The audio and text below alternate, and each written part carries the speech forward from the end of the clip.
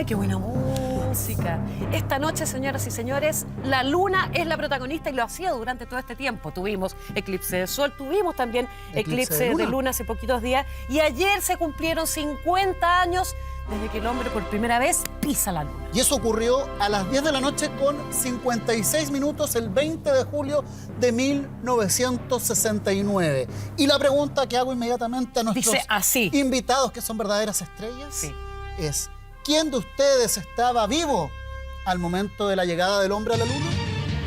1, 2, 3. Katy. ¿También? ¿También? ¿Qué edad tenías? 5 años. Me acuerdo que había una revolución en mi casa, igual era tarde, pero todo el mundo estaba despierto y mi mamá nos contaba toda esta cosa y teníamos el televisor, estos famosos Antú, en blanco y negro, y que tenía un alicate porque se rompía el cambiador. Evento nacional, y por eso lo vamos a conversar con nuestros invitados que llegan a No Culpes a la Noche. Y coméntalo otra vez también de nuestro hashtag que dice No culpes a la luna. En nuestro hashtag. Bueno, Andrés Bavari, lo presento inmediatamente porque ¿quién es esta persona que está acá sentada con nosotros? Alguien muy importante. Porque era el hombre que tenía que mover la antena para conectarse con el satélite. Claro, para la transmisión que se hizo en nuestro país. Y tenía 23 años. 24. 24. Cuando la televisión, por ejemplo, TVN todavía era un canal experimental, imagínense. Oye, Mario Amuy también, astrónomo, que está por allá. Sí. Y también el premio de ciencias, hay que decirlo. Premio nacional. También nos acompaña Patricio Rojo, astrónomo, y obviamente hay que ponerle un poco de historia y contexto a lo que ocurría en nuestro país y quién mejor, ¿no? Y en el mundo. Y en el mundo. Pero ¿cómo vivieron ustedes ese día? ¿Cómo lo viviste tú, Francisco? Yo tenía 15 años, cadete de la escuela militar, y lo vi con mi polola. Ah, miércoles. En el sofá. Ajá, miércoles. ¿Lo viste? Me dediqué a ver la luna, si no otra cosa. Y lo vi, me acuerdo perfecto. Típico, yo le regalo la luna. Y ella, esa porque era borroso. Sí, esa polona no fue con la que te casaste. No. Ya. ¿Y en el caso tuyo? Yo estaba en mi casa a los 9 años junto con mis padres, mis hermanas y mi gato. Muy abrigado porque en esa época hacía frío en Santiago y llovía incluso. Sí. Así que estábamos todos muy abrigados, fijos, mirando el televisor en blanco y negro. Y parte por ahí tu afición por la astronomía, ¿o no? ¿Habrá tenido que ver? Tiene mucho que ver, sí, absolutamente, sí. Es que de verdad era muy... Bueno, fue un evento muy importante. Incluso tengo datos de que en esa época los cafés del centro de Santiago, como no todos tenían televisión, abrieron en la noche para que la gente pudiera acudir y participar de esto. Era un evento, un magno evento. Bueno, tú no habías nacido, tú tuviste participación, pero directa de esa transmisión. Pero ¿cómo lo viviste precisamente? La verdad que fue un día de mucho nervio, porque la vía normal de transmisión por el satélite del Océano Atlántico había fallado. Entonces no había capacidad para traer la señal de televisión a América Latina. ¿Y cómo se hizo entonces? Entonces, como Estados Unidos estaba transmitiendo a Europa vía el Pacífico y Japón, vimos si nos podíamos colgar de la señal del satélite del Pacífico. Y ahí con permiso del presidente, tengo entendido. No, claro, el presidente nos dio permiso porque eso significaba sacar la antena de su tráfico normal, cortar todas las comunicaciones internacionales de Chile.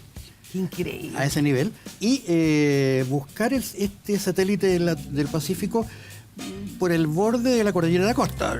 Esa era la época del presidente Eduardo Frei Padre. Eduardo Frei Padre, oye, exactamente. Pero, Andrés, ¿qué institución está... ¿En qué? ¿En qué institución estabas trabajando tú para hacer eso? Yo en Entel, que en ese momento era una filial de Corfo. Exactamente. Entel había sido con gente sacada de Endesa en el año 64. Claro. Y en el año 66 empezó a trabajar en este proyecto, entre otros, en este proyecto de Longovilo, de comunicaciones por satélite. Y, poca modestia, pero nos fueron a contratar a la sala de clases a la Escuela de Ingeniería de la Chile. Oye, y ahí estamos viendo salen las antenas, ¿no? En ese momento teníamos una sola. O sea, sí, claro. ¿Y cómo fue ese momento cuando logras apuntar y que todo Chile podía finalmente ver? Era un logro, una sensación increíble de... adrenalina, ¿no? Mucha adrenalina, de haber cumplido nuestro objetivo, que era traer esta transmisión. ¿Y cuánta gente estaba más o menos trabajando? Trabajando debemos haber sido unos 12, 15 en ese minuto. Oye, y pasaba esto que... Espérate un poquito, Pero espérate, estaba lleno de visitas. Sí, claro. Ilustre. Hasta ilustre, tan ilustre como mi señora, que estaba al lado mío acompañándome. Es que usted le dijo, voy a trabajar de noche, no le creyó mucho. No me creyó. A nuestros jóvenes, Entel, hoy día privatizada, Empresa Nacional de Telecomunicaciones, esas son las 5 letras. Sí, claro. Creada por el Estado de Chile, Exactamente. que pudo hacer todo lo que hizo Andrés. Es una maravilla. Y Endesa, creada por el Estado de Chile, hoy día privada. Todo eso fue creado por el Estado de Chile y la Corfo.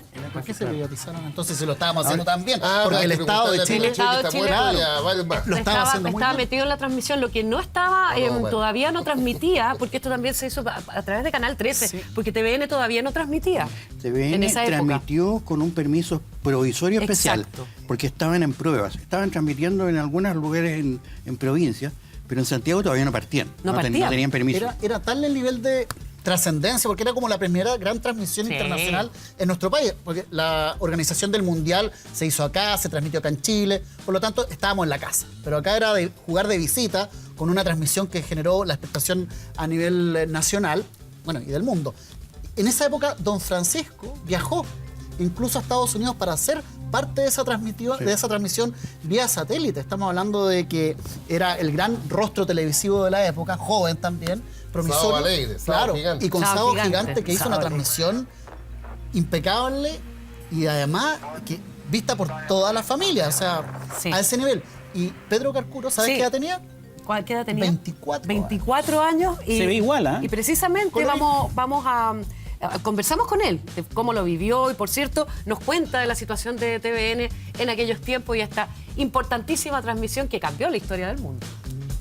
Ese 20 de julio memorable transmitimos el alunizaje, la llegada del hombre a la luna. Y posteriormente TVN, el 18 de septiembre, es decir, 2 meses después, casi exactamente, ya inicia las transmisiones desde los estudios que estaban ubicados en Alameda y San Martín.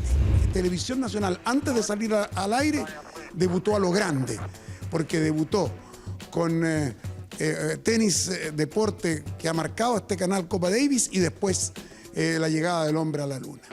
Mira tú, ¿ah? Ahora, ¿es verdad que la señal era media pirateada?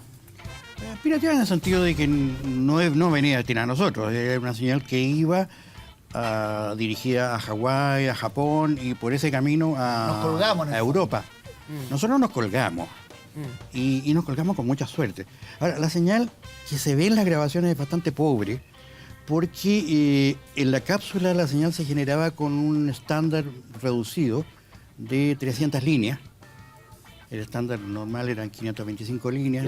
Hubo un programa que se llamó así, 525 líneas. Claro, pero esto estaba con un estándar reducido para reducir el ancho banda y la necesidad de comunicaciones de la cápsula a la Tierra, digamos. Exacto. Y aquí en la Tierra, no sé si era en Australia o en Houston mismo, esa señal se transformaba de un televisor a una cámara al estándar normal. Y eso fue lo que nos transmitieron, eso fue lo que levantaron. Por eso que es bastante blurry.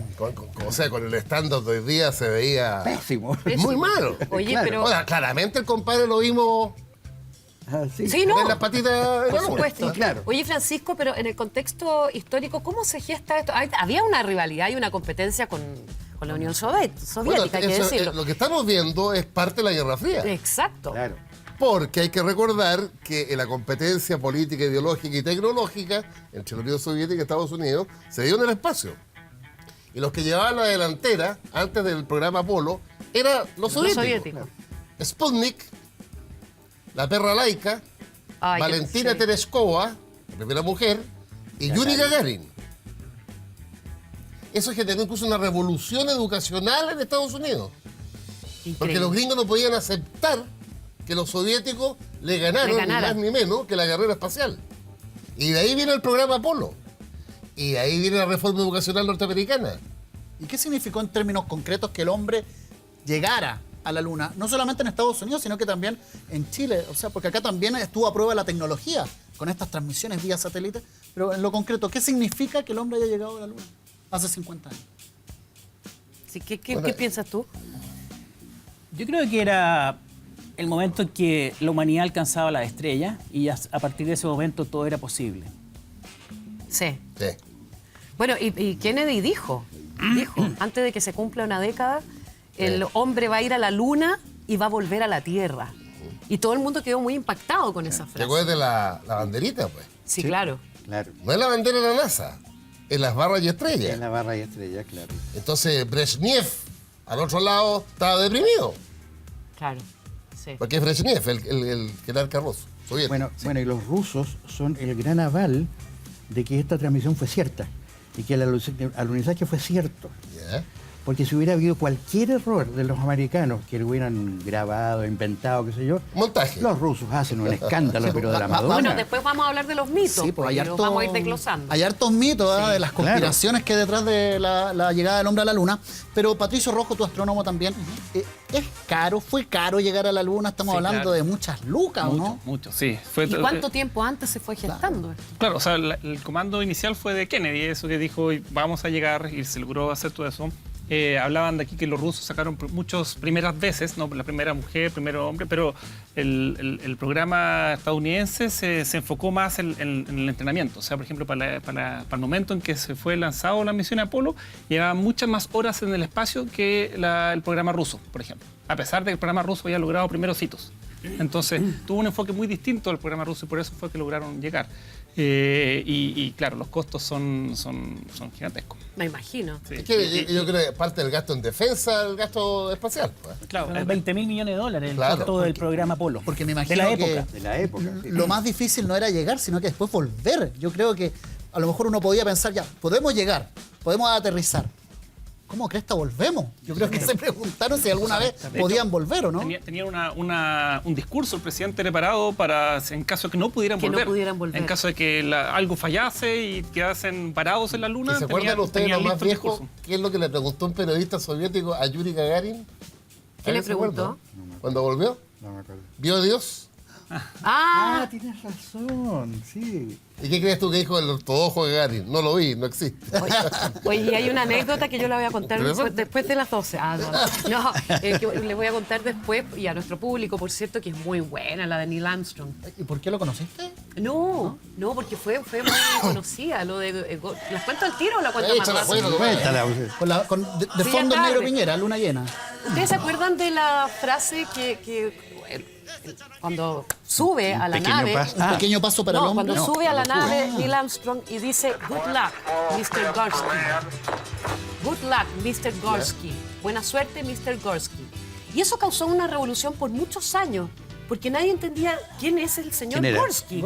Y fue lo último que dijo antes de irse, en la Ya. luna. Y es de alto impacto lo que voy a contar. Ya, dale. De alto contenido erótico. Es- me No, en gusta. serio. Bueno, y empezaron a lo entrevistar durante muchos años y él decía que era algo confidencial, que no lo podía decir. Otros pensaban en un espía ruso. O sea, ya la cantidad de teorías fueron impresionantes. Y- Hasta que fallece el señor Gorsky y Neil Armstrong es entrevistado por un gran amigo de él. ¿Ya? Y le dice, bueno, ahora puedo contar esta anécdota. Resulta que él estaba jugando fútbol con su hermano en el patio de su casa y la pelota se arranca. Y él va a buscar, cuando chico, va a buscar la pelota y justo cae debajo de una ventana de una casa donde hay una gran discusión, donde estaba la señora Gorsky y el señor Gorsky. Y estaban a grito. ¿Ya? Y en una de esas, ella dice, y nunca se lo olvidó a Neil Armstrong, ¿tú quieres que te haga sexo oral? Así.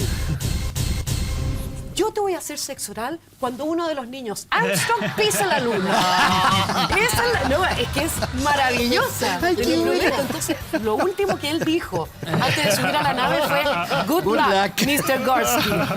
Y a él nunca se le olvidó de niño. Y luego finalmente se convirtió en astronauta. Quería mucho al vecino Neil Armstrong, parece. Pero muy buena la anécdota.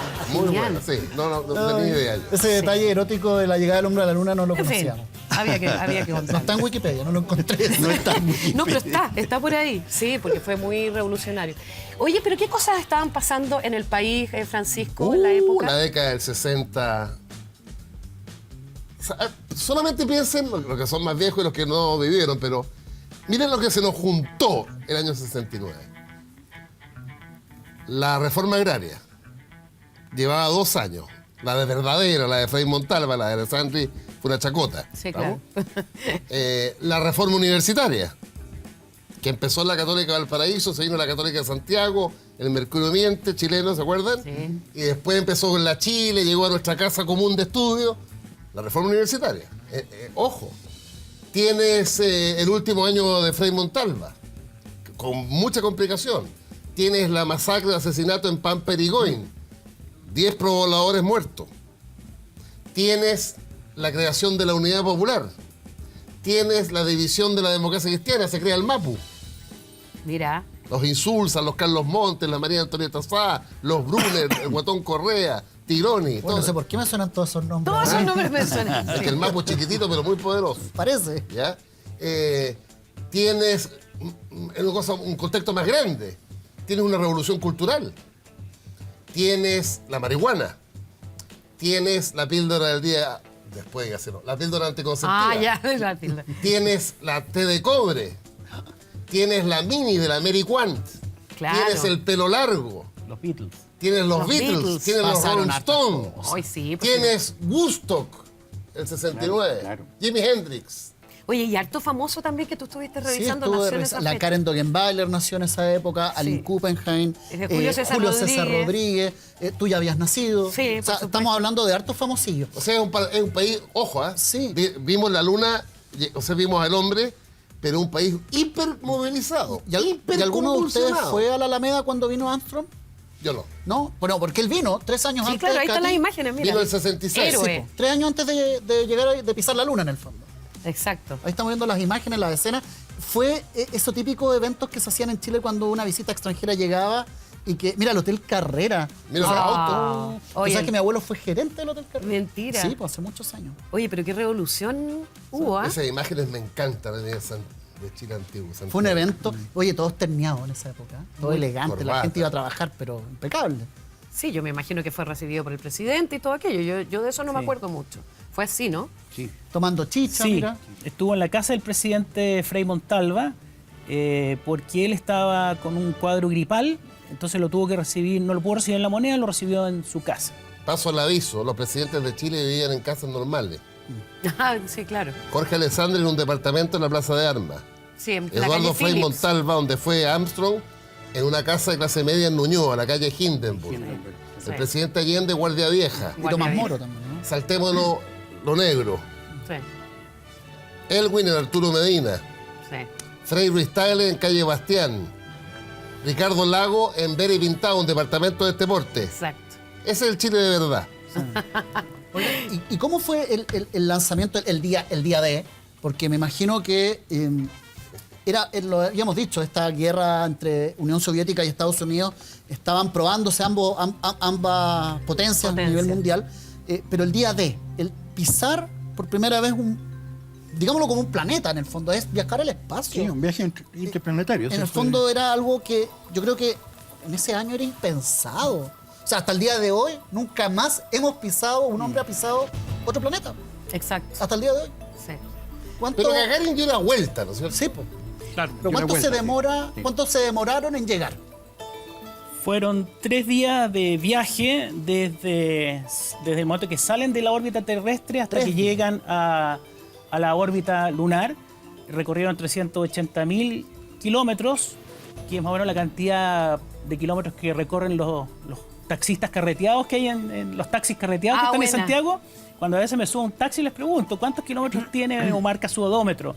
300.000, 400.000. Entonces yo les digo a veces, bueno, entonces usted ha recorrido la misma distancia de Santiago buena. a la Luna. Ahora, Solo ida. Ah, solo Solo ida. ida. Solo ida. Y me puse a calcular hoy día cuánto saldría el viaje en taxi de aquí a la Luna para recorrer los 380.000 kilómetros. Son 250 millones de pesos. Wow. Ese es un y dato esos que no tiene cálculos nada que hacen- ver, ¿ah? Pero Qué genial. para aterrizar ¿Y un poco... ¿A qué velocidad van?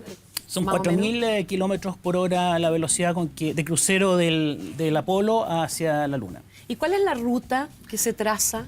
Bueno, depende de... Se hace todo para que se alinee, ¿no? Porque en un principio lo importante en esta misión era el costo de mantener a las personas viviendo 3 días, Sí, ¿no? Hoy en día se mandan robots, entonces la verdad que las misiones son mucho más largas. Son de 14 días para llegar a la Luna, para llegar a Marte se toman meses. pero para mandar humanos, entonces tienen que hacerla más rápido, tienen que hacerla más corto, porque todo el costo social, el costo alimenticio, el costo de recursos. ¿Y eso qué tipo de comida llevan? ¿Qué cosas llevaban adentro? Baño, uno se pregunta como todas esas cosas.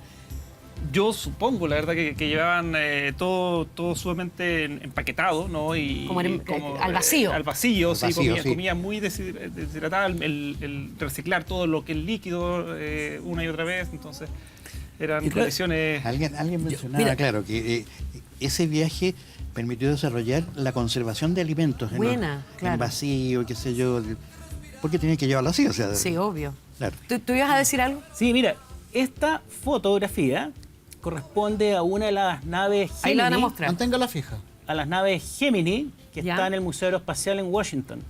Es la cápsula como escape, Es la cápsula con la cual amarizaron los 2 astronautas de una de las misiones Gemini. Cuando volvieron a la Tierra. Toquen la pantalla de su celular. Ahí sí. Mira, esto no tiene más de 2 metros de altura. Y me impresionó cuando yo estuve en el Museo Aeroespacial, porque tú ves las latas atornilladas con roscalatas y con bolillas. ¿Ya? Es increíble la tecnología de la época, completamente distinta a la actual. Y si uno mira por esa ventana para adentro, se encuentra con la botonera de los instrumentos que tenía adentro, que eran súperamente toscos. Entonces, cuando uno ve esto, que está afirmado con roscalatas y con golillas, increíble. Uno realmente aquí puede aquilatar la proeza y el riesgo que tomaron todos estos héroes, estos astronautas en lograr esa gran hazaña. ¿Y los trajes cómo son? ¿Cómo eran? Bueno, el tema ahí está la falta de presión afuera, entonces en el fondo todo nuestro cuerpo está acostumbrado a este nivel de presión y si no tenemos el contrapeso externo, ¿cierto? Como que nos reventamos. Sí. Entonces ese es el principal desafío. También está el tema de temperatura, la oscilación... Porque es muy fría, ¿no? Sí. Bueno, el sol llega directo y como no hay tampoco atmósfera, no hay forma de disipar la energía muy fácilmente. Tiene que estar todo eso considerado como para poder sobrevivir. Tenía todo un montón de sensores como para ver... monitoreando. De repente, en la misión Apolo 11, por ejemplo, en algún momento le dijeron desde la Tierra, cálmense un poco porque están los niveles de excitación muy altos, entonces tienen que ir más despacio y tienen todo eso controlado. Y me imagino que los trajes de esa época no tienen nada que ver con los nuevos. Y esa capacidad en el fondo de que el traje fuera prácticamente que no permeara nada, que no entrara ni una gota de ningún elemento espacial. Claro. Es importante mencionar, acotando lo que decía Patricio, todo el espacio vacío está hecho para matarte. O sea, no tienes oxígeno, no tienes agua, tienes la radiación directa del sol, tienes partículas cósmicas que son pequeñas pero viajan a tal velocidad que te pueden hacer pedazos. Todo está hecho para...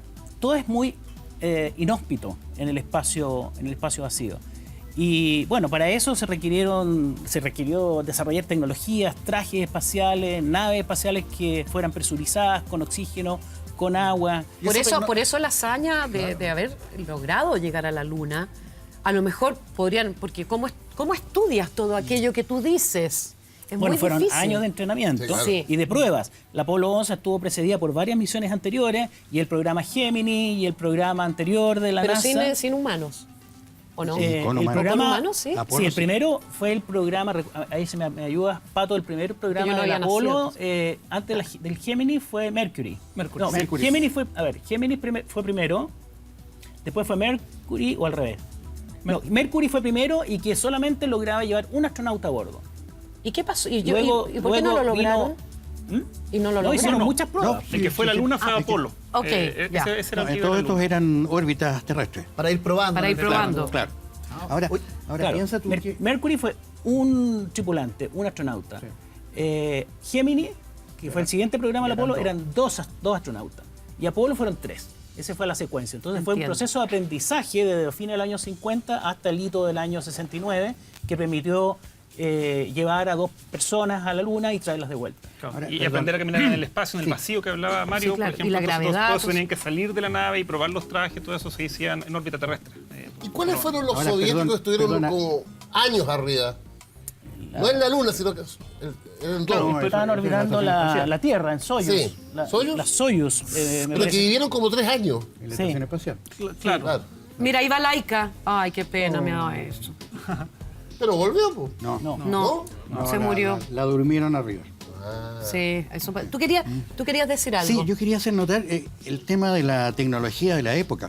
Porque si pensamos que el celular que estaba mostrando Mario tiene 1000 o 10.000 veces, no sé cuánto, más capacidad que el computador que tenían a bordo en la cápsula. O sea, ese era el nivel de tecnología. Y por otra parte, alguien decía, que era bien interesante, pensar que todo este proyecto se dibujó a mano. Hoy día es impensable hacer un plano a mano. Pero en ese momento se hizo un viaje a la Luna dibujado a mano. Oye, y fíjate que al momento del descenso del Águila, el computador envió 2 señales de alerta y fue por recarga de trabajo. Porque se quedó un radar prendido que no debería estar funcionando, uno de los 2 radares. Uno debería estar funcionando, el otro debería haber quedado apagado. Y el computador estaba recargado porque tenía que estar controlando la información que llegaba de 2 radares. Y mandó, alertas a Armstrong. Armstrong siguió en su afán de comandar la nave para alunizarla, y es muy interesante ahí el tema del combustible. El que estaba en Houston en ese momento era un astronauta que se llamaba Charlie Duke, a quien conocí hace unos 6 años atrás, que estuvo de visita en Chile. Charlie Duke era el que estaba en contacto con los astronautas del Águila, ¿no? Con Armstrong y Aldrin. Y Charlie Duke les va diciendo, quedan 60 segundos de combustible. Y luego Armstrong sigue tratando de hacer el quita unos cráteres, un sector pedregoso, y sigue restándole velocidad al Águila, que tenía demasiada velocidad horizontal, y sigue piloteando hasta que de repente llega el mensaje de Charlie Duke y le dice 30 segundos de combustible. Y si no alcanzaban, tenían que abortar la misión, porque si no, no le iba a quedar combustible para el ascenso. Y cuenta Charlie Duke que transcurrieron otros 13 segundos antes que finalmente escuchó la información desde el Águila de que habían tocado tierra firme o luna firme en este caso. Les quedaron 17 segundos de combustible. Qué impactante. No, eso fue una proeza. Ahora hubo varias fallas del Apolo, ¿no? O sea, del programa Apolo. Bueno, el primero. Sí.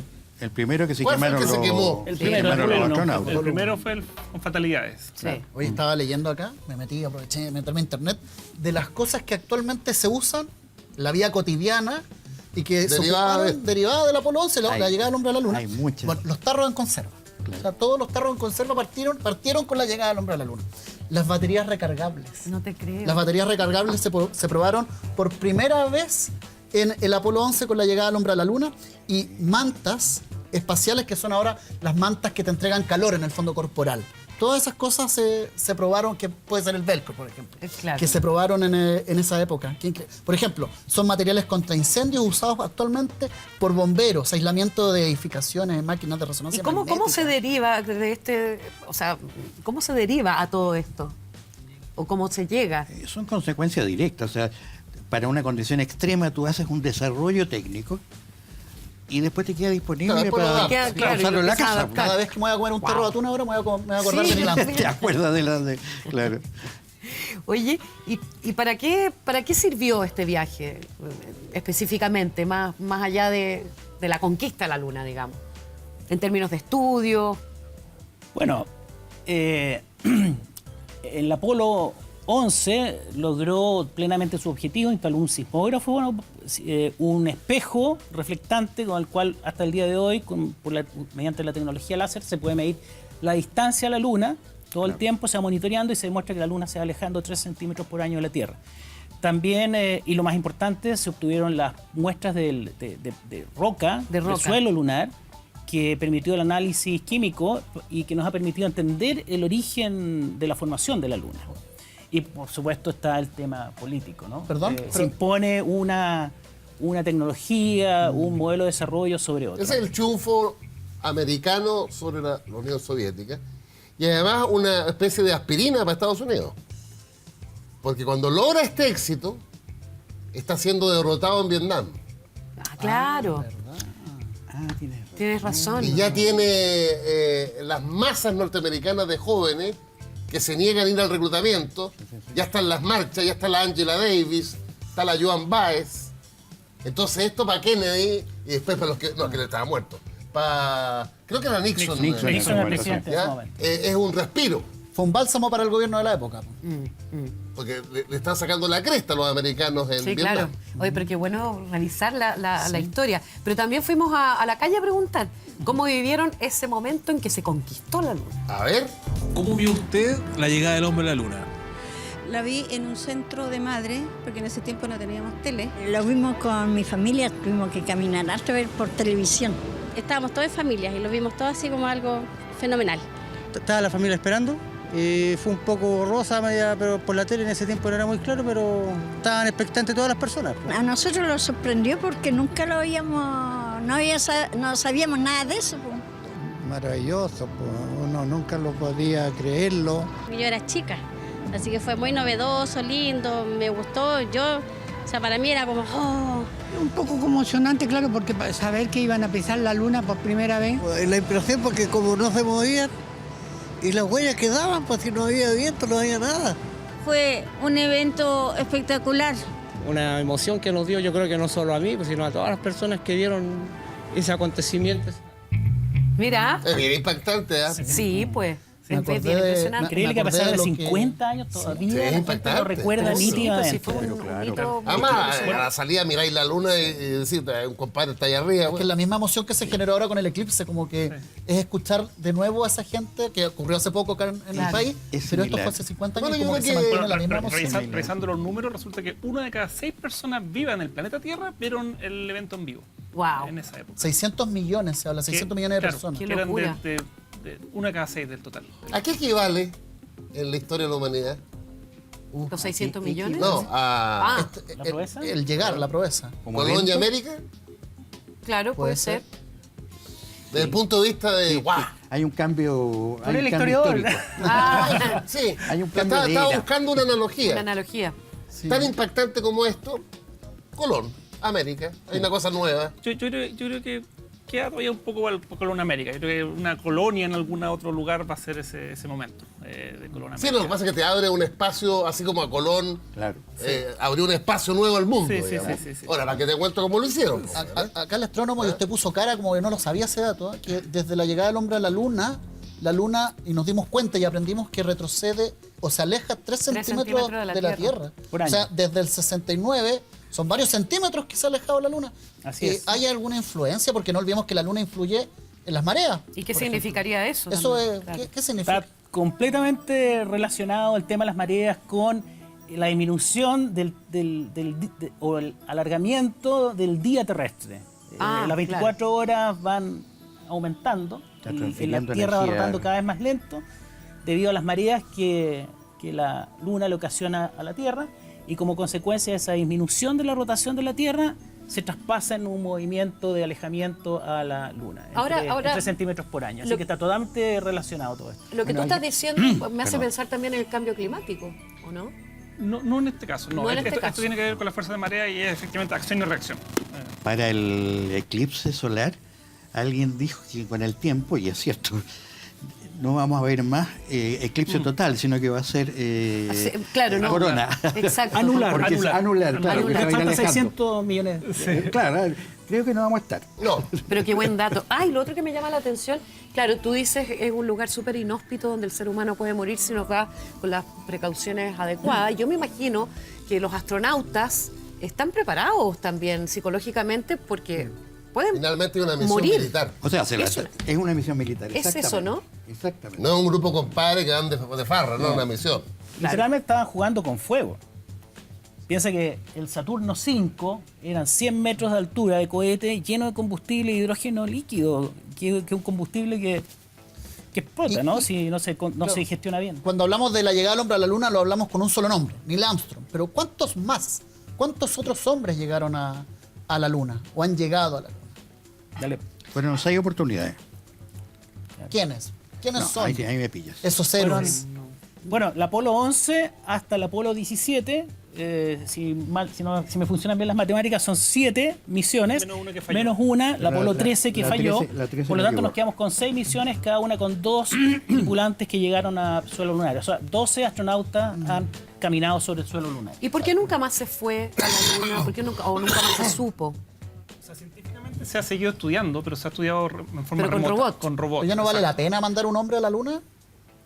Bueno, ahora la verdad que no se sabe si Donald Trump está dando unas señales de que quiere volver. Eso dice, sí. Las misiones chinas también están diseñadas para llevar de nuevo un hombre a la Luna. ¿Y los rusos? Los rusos, la verdad que no. Sí, los rusos no han hecho notar su intención. Oye, ¿y de los 12 algún no americano? No, y son todos género masculino. Sí. ¿A quién, ¿me puedes repetir a quién vamos? Que ustedes saben que hay un astronauta chileno. A lo mejor hay varios. Klaus von Storch. Le fuimos a hacer la pregunta cuándo volverá el hombre a la Luna y esto fue lo que nos respondió. Vemos que hay una competencia bastante interesante, o sea, está participando China, está participando el sector privado, sobre todo Elon Musk con SpaceX. También hay un emprendimiento grande por parte de la NASA que quiere volver antes del año 2028. También se ha escuchado algo de Alemania, Rusia también tiene la intención de ir a explorar, sobre todo para desarrollar cierto nivel de desarrollo científico-tecnológico y obviamente basado en los materiales que han ido encontrando allá, que hay titanio, hay capacidad de desarrollar paneles solares, eventualmente también abastecer de combustible a las naves que en el futuro puedan ir a Marte. Por lo tanto, yo estimo que ojalá esto sea antes del año 2028. Igual es harto, después del 69, volver el 2028. No sé, porque yo, dentro de la ignorancia, para que no me maten, pero no sé, yo estaría preocupado para pensar, oye, desde el 69 a la fecha, ¿se ha apagado un poco más la luna? ¿Nos iluminará menos que antes? No sé, es desde la ignorancia. Porque en el fondo, ¿por qué nos puede servir volver a la luna? Si ya sabemos que influyen las mareas, por ejemplo. O sea, la luna nos sirve, ¿o no? Fíjate, no sé, los astrónomos puede que tengan más clara la cosa. Pienso que la luna podría ser base de un telescopio mucho más grande que lo que se puede tener en órbita. Y dejarlo ahí instalado. Y dejarlo ahí instalado. O sea, estoy pensando en el lado... Como una base espacial. Algunos dicen el lado oscuro. No, el lado oculto de la luna. The Dark Side of the Moon. Bueno, hay un telescopio chino que es chiquitito. De hecho, acaba de tomar algunas fotografías del eclipse del 2 de julio, vistas desde la luna, y se ve la sombra de la luna proyectada sobre la superficie de la Tierra. Qué bonito. Ese es un prototipo, pero sería fantástico que en la luna se instalasen telescopios que operen remotamente. No es necesario enviar personas que estén moviendo el telescopio, sino que tomen imágenes porque no tiene atmósfera. Tiene menor gravedad. Tiene menor gravedad, que no pesa. ¿Cómo es la luna? Bueno, el principal enemigo de la observación astronómica es la atmósfera. La atmósfera, o sea, el telescopio espacial, que es un telescopio mucho más chico que los terrestres, tiene una mejor señal porque no tiene toda esta turbulencia, toda esta agua entre medio de la observación. Entonces, efectivamente, un telescopio en la luna de gran tamaño, porque tiene una superficie sólida, sería... ¿Y cómo es la luna? ¿Cómo es? Es bonita. No, sí, porque uno la ve, claro, ¿no? Preciosa. De queso. Inspiradora, en fin, pero bueno, romántica. La luna tiene muy poquita agua, hay algo de vestigios de presencia de agua, esencialmente un cuerpo seco, sin vida, sin vida biológica, desértica, cuya formación se remonta a 4.500 millones de años atrás. Cuando se produce la colisión entre un planeta del tamaño equivalente al de Marte, no digo Marte, pero un planeta parecido en tamaño, con la Tierra. Y de la colisión se funden los dos cuerpos y una parte sale expulsada al espacio, que queda en órbita, y ahí coalesce ese material para formar lo que es la Luna hoy día. ¿Es verdad Por lo tanto, en esa hipótesis, uno esperaría que la composición química de la Luna fuese muy parecida a la de la corteza de la superficie de la Tierra, y eso fue lo que prueba las muestras de rocas lunares que se trajeron de la misión Apolo a la Tierra. Y es verdad que se parece a no a San Pedro Atacama, pero sí al Valle de la Luna, donde muchos han ido a entrenarse para preparar para viajes espaciales.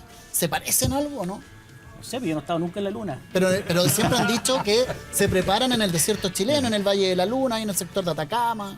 Sí, bueno, Pato conoce mucho mejor el tema. Por la sequedad, pero claro, por lo desértico. Sí, pero no es lo mismo. O sea, el tipo de grano tampoco es muy distinto. Es un grano más fino, un grano que no es redondo en la Luna.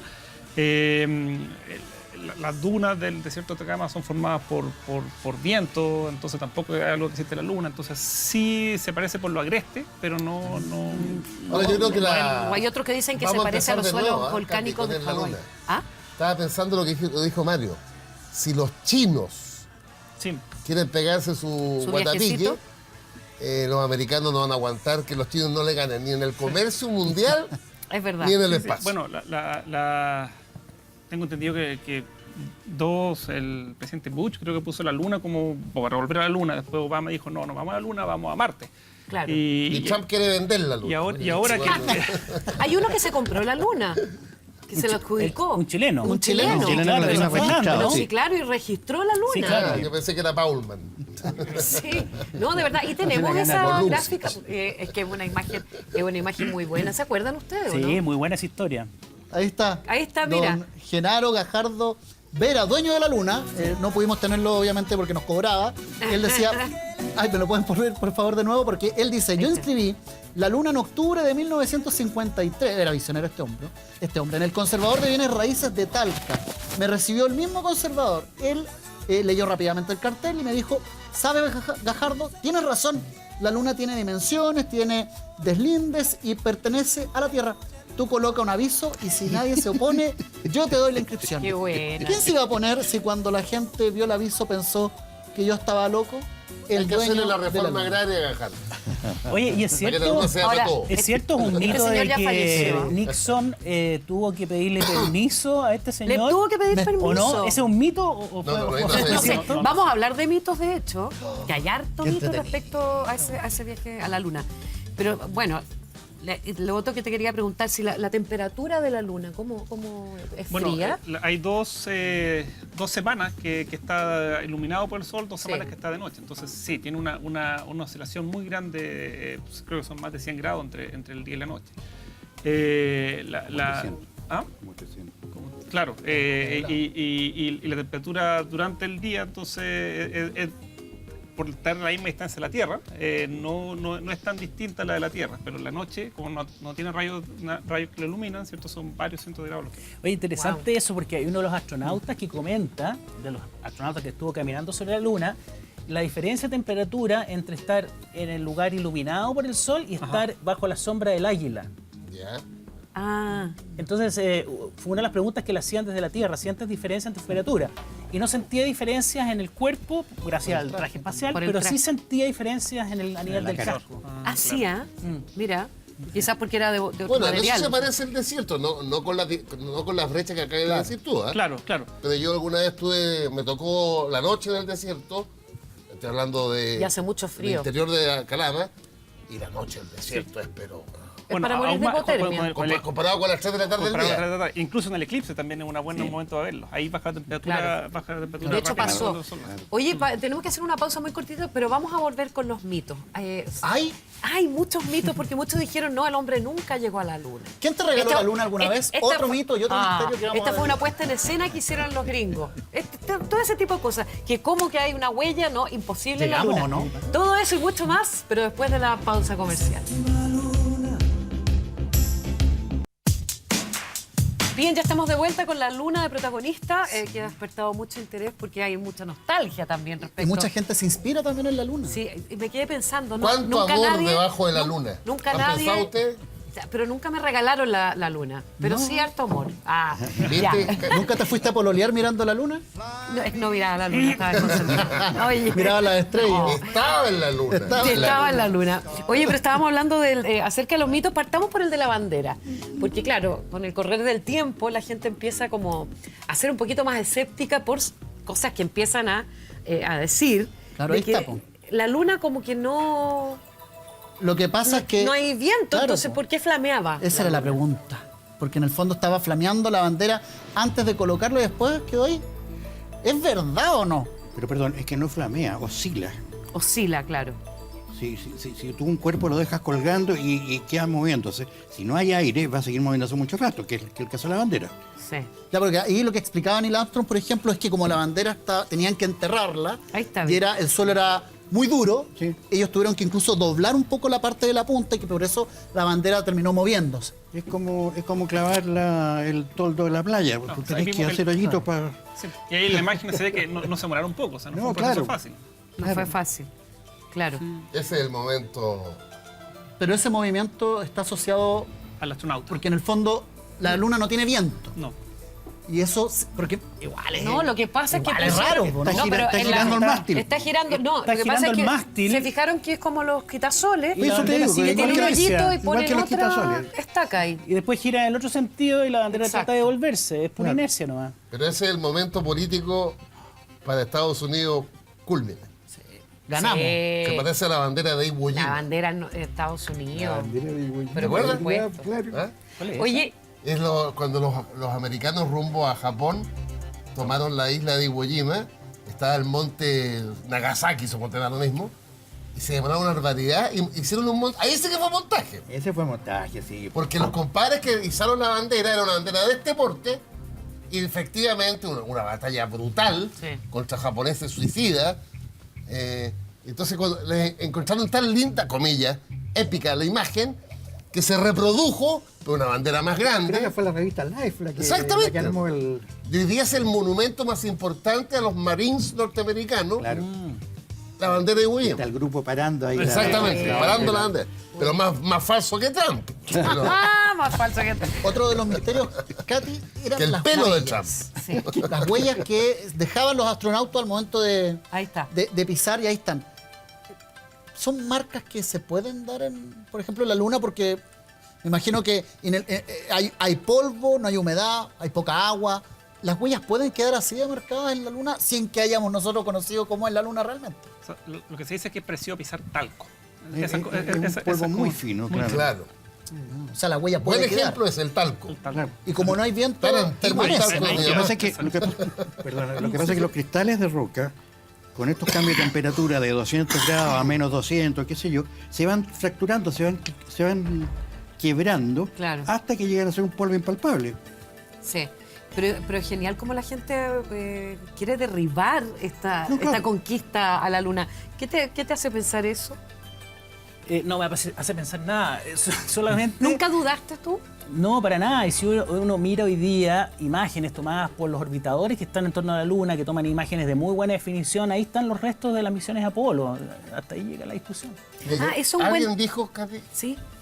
que si hubiera sido montaje, con una pizca de error en el montaje, la Unión Soviética lo hubiera destrozado. ¿Se acuerdan que se decía que incluso un conocido director, un conocido director de Hollywood, se dice que fue escogido para el llamado montaje, que fue Stanley Kubrick?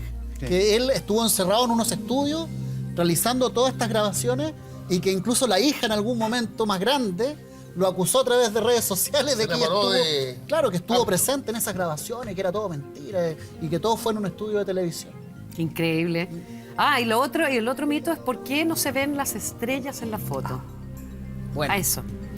Si se supone que ¿Por qué no se ven? Por la luz, ¿no? Es contraste. O sea, las imágenes que se ven son muy, muy brillantes para el film. Entonces, para poder no tener todo saturado, Pero no piensan en esta imagen. La cámara baja la maravillosa. Es alucinante. Son impresionantes. ¿A ti te gustaría estar ahí? Me encantaría. Yo me cago de susto. Yo también. Estoy ahorrando plata para cuando los precios de los viajes bajen un poco. ¿Y alguna posibilidad que un astronauta chileno viaje? Que lo inviten. Que lo inviten, únicamente, claro. ¿Pero para que se quede, dices tú? No, yo tengo varios que lo imaginaba. Tengo varios candidatos para que se queden. Ya sabía cuál iba a ser era retórica mi pregunta.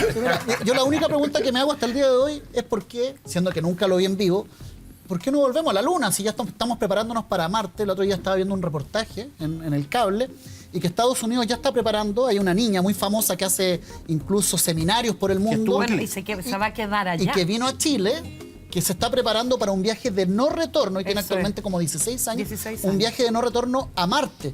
En Estados Unidos. Pero falta para el 2030. Entonces uno, ¿por qué? ¿Por qué no vamos de nuevo a la Luna? Me parece raro eso. ¿Qué cosa? Y un no retorno. Sí, pues. Pero es que es porque ella quiere, es una opción. Sí, no, está bien, pero eso yo fue creo lo que dijo. Bueno, pero el viaje a la Luna también fue que de la no acompaña retorno. un psiquiatra, le haría bien. Lo que pasa es que le funcionó volver. Sí, claro. Podría haber sido. Oye, y esto del turismo de los ricos, los dueños del mundo. Hagamos una cosa, pero te voy a responder esa pregunta, pero a la vuelta de la pausa. Y también vamos a hablar sobre Marte, este próximo viaje al espacio. Están todos muertos para Marte. Yo creo. Estamos acá, por favor. El pato no. Pato no. En TVN te invitamos a que subas de rango con un Super Pack Gamer. Envía Juega al 3338. Podrías ganar este Pack Gamer para que ranquees como un pro. Envía Juega al 3338 y dale play a tus vacaciones con este gran premio. Ya regresamos a No Culpes a la Noche. Muchos comentarios a través de nuestro hashtag también, porque la gente cree, no cree, duda, no duda, pero bueno, interesante la conversación. No, está buenísimo. Yo aprendí una barbaridad de día. ¿Cierto? Sí. Oye, pero la anécdota de Gorski no se le olvida nunca. No, para nada. No, esa es histórica. Voy a llegar a la casa y decirle a la María Gorski. Ah, good luck, Gorski. Oye, pero Marte, ¿es posible llegar a Marte? Pucha, tenemos el más indicado los astrónomos, Patricio Rojo. Pues vamos al planeta rojo, ahí tenemos el mejor. Patricio, ¿es posible llegar a Marte? Estaremos es vivos. Posible llegar a Marte. O sea, tecnológicamente no hay nada que lo impida. La parte de sobrevivencia no es distinta a lo que es sobrevivir en la Luna. El desafío es llegar con una colonia, o sea, quedarse, llegar y tratar de construir un nuevo hogar. Ese es el desafío. Qué que todavía no ¿Y cuánto me costaría en taxi? ¿Tú qué haces esos cálculos? Déjame pensarlo un rato. Bueno, ¿cuál es la distancia? Son 2 segundos a la Luna y 4 minutos a Marte, lo más. O sea, tenemos un factor de 3 Calculadora por 4, 120, ¿no es cierto? Si no me equivoco, son 120. Había dicho que eran 250 millones de pesos, hay que multiplicarlo por 100. Ya. O sea, son como 2.500. Más. No, 25.000 millones de pesos costaría ¿Y cuánto se demora? El viaje, la carrera. ¿Cuánto se demoraría uno a Marte? Bueno, todo depende. La verdad que como no se ha enviado humanos a Marte todavía, no creo que va a ser un buen experimento matemático en cuanto a lo que es el gasto del viaje, el gasto de mantener a los humanos vivos versus el gasto en combustible, versus... Entonces, no es claro. Por ejemplo, ahora que se mandan misiones no tripuladas, se demoran meses y no hay ningún problema. Por eso yo creo que así como nosotros estamos tan interesados en conocer o llegar a lo desconocido que es el universo, es imposible que seamos los únicos que vivamos en este gran, no solamente planeta, sino que en el universo. ¿Cómo? Oye, el hábitat de Marte con respecto a la Luna, ¿es parecido? Es parecido, es más lejano, o sea, la temperatura de día es un poco más fría que es más fría que la Luna. Es más vivible. Tiene una atmósfera que es muy tenue, que son del orden de 6 milibares. 6, en la Tierra son 1000, en Marte son 6 milibares. ¿Y es Estados Unidos el que va a llegar a Marte? Yo sé por los chinos.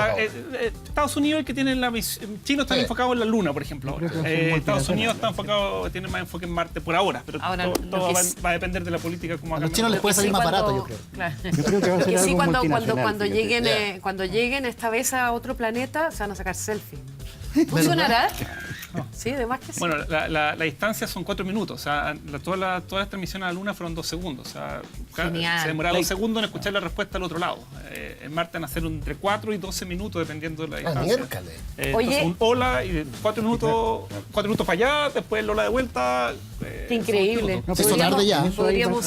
Podríamos seguir conversando largamente, pero se nos acabó el tiempo. ¿Usted quiere decir algo? No, que hay una información súper entretenida. En 1967 se dejó una cámara sobre la superficie de la Luna y la misión Apolo después la trajo de vuelta. Y cuando hicieron el análisis en los laboratorios de la NASA encontraron bacterias que habían viajado de la Tierra a la Luna y que habían logrado hibernar, sobrevivir 2 o 3 años en la superficie de la Luna bajo esas condiciones, regresar a la Tierra y estaban vivas. Es un tema polémico porque las condiciones de higiene con las cuales se hicieron los análisis de la cámara aquí en la NASA de vuelta no cumplieron con los perfectos estándares y podría haber sido contaminado por las mismas personas que estuvieron manipulando. Si eso no hubiera ocurrido... Si es que realmente es así, sería increíble que las bacterias puedan sobrevivir en un lugar tan inhóspito como es la Luna. Bueno, tampoco no se ha descartado que la vida se originara en Marte y viajó a la Tierra. También es una teoría que bueno, ¿viste que hagamos otro capítulo? Yo creo que tenemos que hacer otro capítulo, nos tenemos que ir. Gracias, Francisco. Gracias a todos por venir, de verdad. Yo me entretuve mucho, aprendimos harto. Un tremendo aporte. Gracias, Katy. Y gracias a nuestro público por acompañarnos. Nos vemos con esta canción. Nos vemos mañana. Te regalo la luna. Ay, gracias, porque nunca nadie lo había hecho. Hasta mañana.